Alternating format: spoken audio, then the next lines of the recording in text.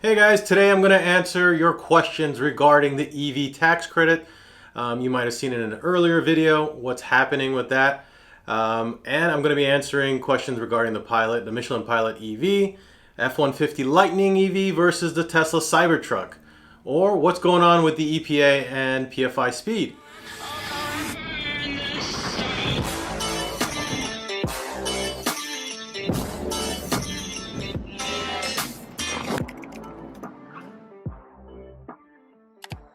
Hey guys, and welcome back to another episode of Talking Mods.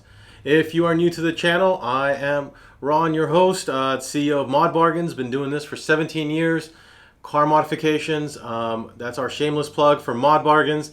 Whatever you guys need, whether it's wheels, tires, suspension, we are happy to help you. A modification expert will be there to advise you. Hit us up, you can call us, you can email us. We are happy to help.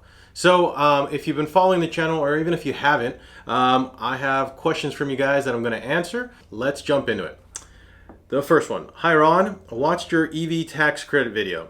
If I get my Tesla now, will I be eligible for the credit? According to the way the law is written right now, yes, but the law is being revised and it hasn't even passed yet. Usually when these things get passed, they revise them to be according to the timeline as of when it's passed. So it's not usually retroactive. That's a super duper rare case. I don't think that's going to happen in this case. Honestly, if you're looking to just get your car, I would just do it. Do it! It is a big incentive, but even myself, I can only hold out for so long sometimes, and I have to make that purchase. So I have no way of telling you because there's still no updates regarding the law getting passed, but if it does, obviously I will be making a video for everyone. That seems to be not only you, but everyone else has been asking this question quite a bit. All right, thanks. Next question. Been trying to get the Michelin Pilot Sport EV, have not been able to find them. Can you help? All right, so I did a video regarding some new tire technology that was released. Now this tire that I'm gonna talk about is their new Pilot Sport EV. One of them being the new Michelin for the electric vehicles. It can be used on any vehicle, doesn't have to be EV specific. And it was a pretty cool tire. I'm actually dying to get my hands on one of these.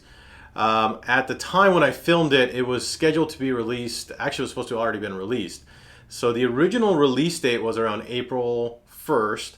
And to no surprise, I thought Michelin would probably release it around, May to June. Well, that didn't happen, and I do apologize. I can't control Michelin.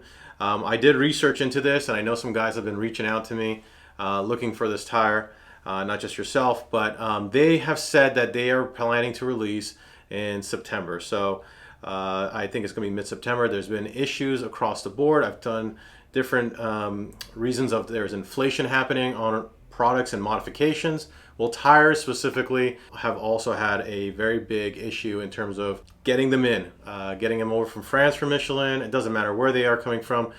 There's an inventory shortage and prices seem to continue to rise.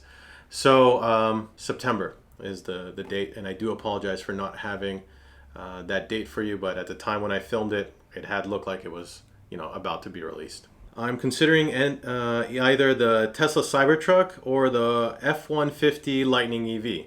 Which do you think will have a bigger potential in modification?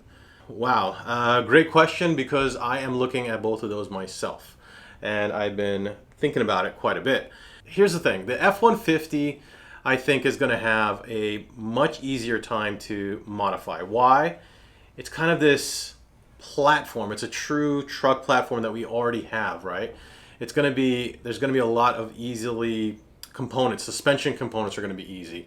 I think there's not going to be wheel limitation. Now, Tesla's known to make their wheels, if any of you guys watching have owned a Tesla, they tried to make their wheels a little bit different, so you'd have to buy a Tesla wheel. Well, the whole wheel industry figured it out, and they can bore it, or they make it specific so that it fits a Tesla, for example, on a Model 3 Performance. I think the Tesla is going to be a great platform. In essence, I think it's going to be a very interesting platform. I think we're going to see a lot of modifications in terms of wraps, car wraps, because a car is only there's no paint, it's only coming in stainless steel.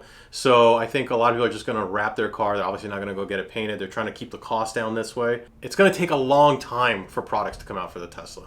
So if you really are set out to go and modify and enjoy the car right off the bat, which I think if you're modifying it, I think the Lightning might be the quicker way to do it, that's probably where all the products are going to be available quicker and off the bat. So it kind of depends on you and what you really want and which one you like better. I'm in between both places. I think both are great. I can't say one is better than the other. I like the range of the Tesla, but the F-150 is no slouch there. So we'll see, and it's also going to depend on how many vehicles get released. The more vehicles that Ford releases, believe me, the aftermarket scene is going to release more products for it. But everyone's watching the Tesla, because I think Tesla, as of right now, as we're doing this, I just got the number of 1.3 million pre-orders. So that's a ton. So believe me, the aftermarket world is looking at it and saying, hey, we're going to develop as fast as we can. But they got to get their hands on it. It doesn't exist yet. Okay, so let's go to the next one. Hey, Ron, love the channel. Been learning a lot. Oh, thank you. We appreciate that. That's actually the whole purpose of why I've done this channel, is to kind of get what's in here in our heads to you guys, and what stuff that you guys are interested in. I'm looking at doing a winter and summer setup for my vehicle. What wheels would you recommend? Trying to stay within a reasonable budget. Great question. We get this quite a bit, especially guys who own sports cars. They have, certain wheels on it. So if you already have a set of wheels, I kind of recommend getting an aftermarket set for your performance one. So for your performance summer tire. So going with like a forged setup, it really depends on your budget, right? So if you can go with a good, reasonable budget, I'd say go with like a BC Forge. It's a reasonable forged wheel that you can get for a summer performance. It's going to be usually lighter weight, going to have a cool design, something more for the summer where your car's out, it's seen, kind of make it pop. On the other side of it, you can have the OEMs as your winter setup is what I recommend. Generally, the winter depends on where they sold you the vehicle, but they'll usually have the right tires specifically for it. You could go with a bigger size for the summer, right?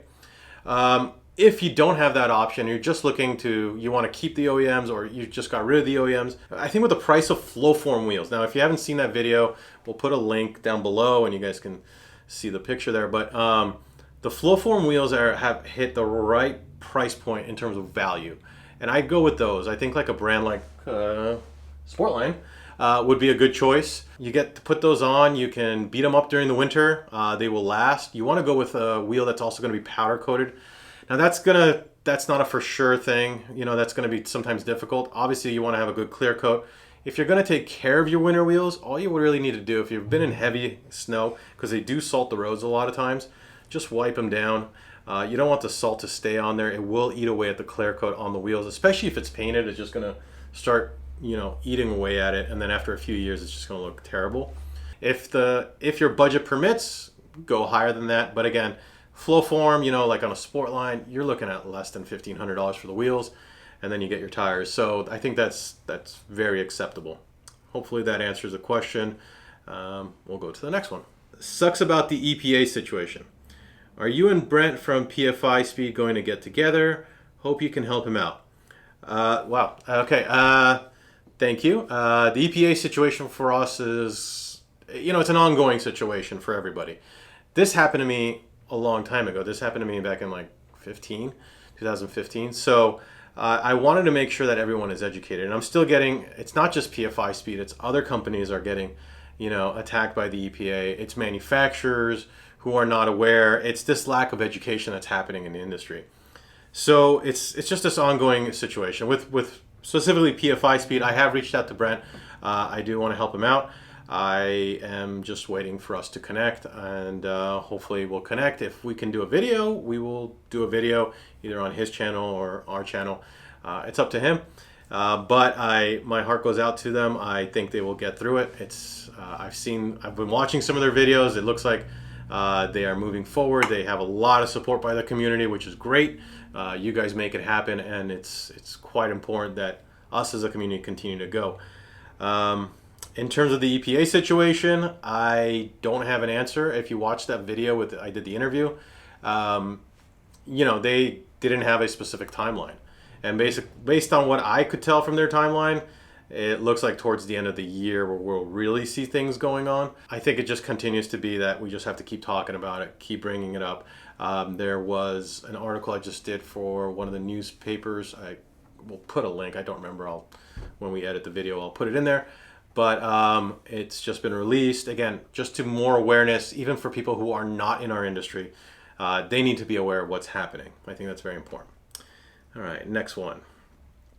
What happened to the clock? I missed the clock.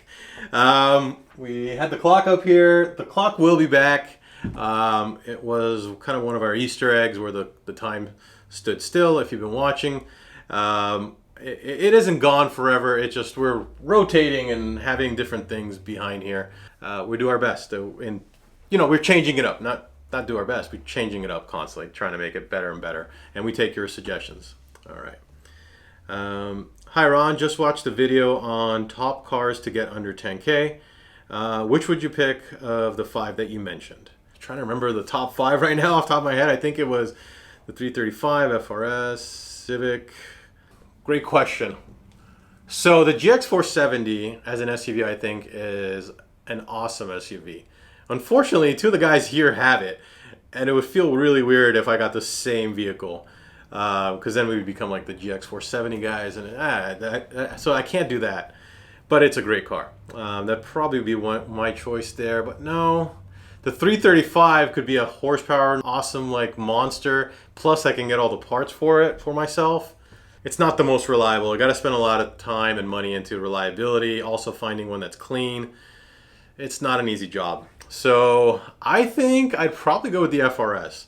The reason being, if you know, I actually own an A86. Just in terms of balance and having fun with it, a car that you could go to the track with, just have fun with it. I think the FRS would be the car that I'd pick. I think it'd be a car that's still very reliable, well under 10K. You can get a low mileage. It's a Toyota built motor. Well, actually, Subaru built motor, right? But Toyota, Subaru, very reliable cars. Fun, not a whole lot of horsepower, but for me, that's just a lot of fun on the track. So of the ones I picked, I'm not a front wheel drive car, so I like rear wheel drive, I like balance. I gotta go with a car that's more reliable, so I'll go with the FRS. All right, hopefully that answered that question. What are your favorite brands that you carry and why?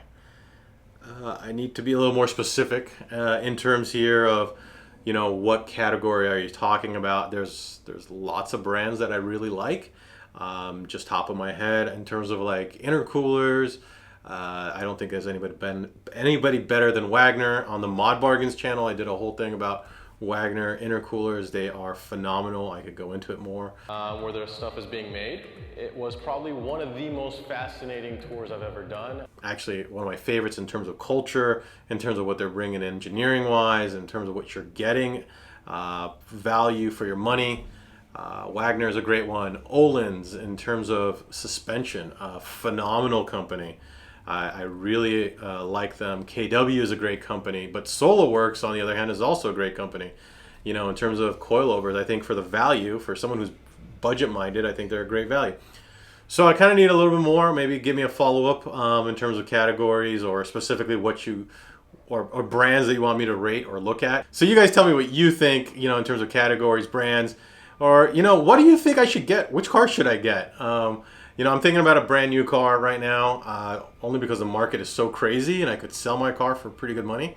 So what should I get? I want your guys' feedback. The F-150 Lightning, the Tesla Cybertruck, or whatever it is. What do you guys have? Any thoughts for me? I would appreciate it. Also, guys, if you've been watching this channel, hopefully you've subscribed.